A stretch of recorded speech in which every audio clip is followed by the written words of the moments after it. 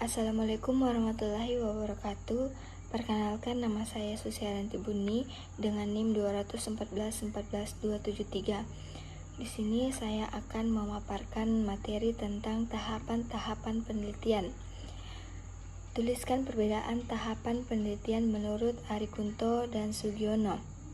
Menurut Arikunto, tahapan penelitian yang pertama diawali dengan memilih masalah yang akan diteliti.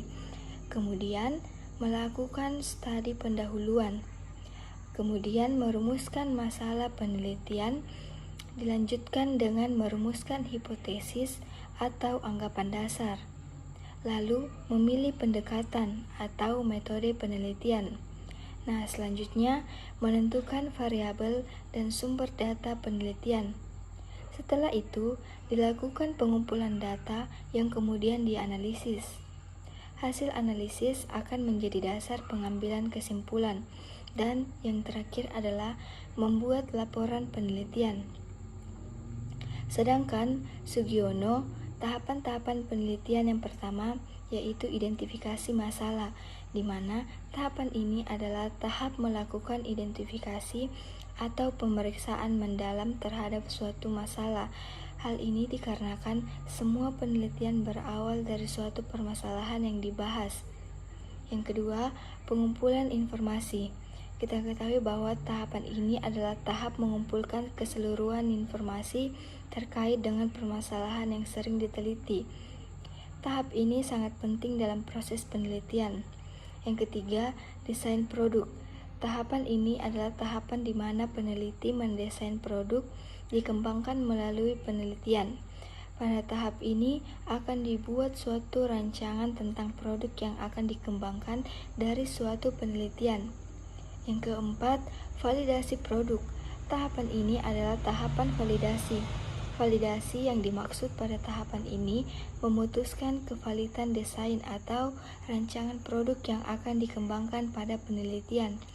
Pada tahap ini akan dilakukan penelitian terhadap rancangan atau desain produk yang akan dikembangkan tanpa uji coba di lapangan. Yang kelima, perbaikan desain. Tahapan ini adalah tahapan perbaikan dari rancangan yang telah dinilai pada tahapan sebelumnya jika ada hasil validasi produk. Yang keenam, uji coba produk. Tahapan ini adalah tahap uji coba produk. Uji coba dilakukan terhadap beberapa sampel dengan tujuan melihat efektivitas produk. Yang ketujuh, revisi produk. Tahapan ini adalah tahap revisi produk yang dilakukan karena alasan-alasan tertentu. Salah satunya adalah karena hasil uji coba yang dilakukan pada tahap sebelumnya tidak memberikan hasil yang menggambarkan kondisi sesungguhnya. Terdapat kekurangan dan kelemahan produk. Yang kedelapan, uji coba pemakaian. Tahapan ini merupakan tahap uji coba produk yang lebih luas daripada tahap sebelumnya. Tahapan ini juga bertujuan untuk efektivitas penggunaan produk untuk masukan revisi terakhir. Yang kesembilan, revisi produk tahap akhir, di mana tahapan ini dilakukan jika hasil uji coba pemakaian produk memiliki hasil yang tidak sesuai atau kurang memuaskan. Yang ke-10, produksi massal. Tahap ini merupakan tahap terakhir dari penelitian dan pengembangan. Akan dilakukan produksi secara massal jika keseluruhan produk sebelumnya telah dilalui dengan hasil yang positif agar dapat dimanfaatkan secara luas. Apakah perbedaan yang mendasar dari tahapan tersebut?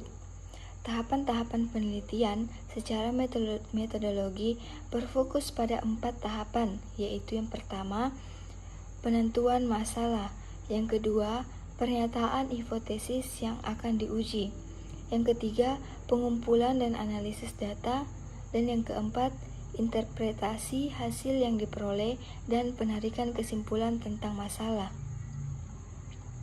Tuliskan alur tahapan penelitian kuantitatif. Yang pertama, mengidentifikasi masalah, memilih dan merumuskan masalah. Pada tahap ini, peneliti dituntut untuk mencari masalah yang paling relevan dan menarik untuk diteliti. Setelah penarikan untuk diteliti, Masalah ditemukan dilakukan perumusan masalah. Yang kedua, menyusun kerangka pemikiran. Kerangka pemikiran merupakan susunan dari poin-poin utama dari awal permasalahan yang akan diteliti sampai dengan hasil yang diharapkan dari peneliti yang bersifat logis. Yang keempat, perumusan hipotesis. Hipotesis adalah dugaan sementara tentang hasil penelitian yang akan diuji kebenarannya. Hipotesis dirangkum dari kerangka pemikiran atau kesimpulan teoritis. Yang keempat, menguji hipotesis secara empirik, di mana melakukan uji hipotesis dengan analisis statistik inferensia dengan statistik deskriptif.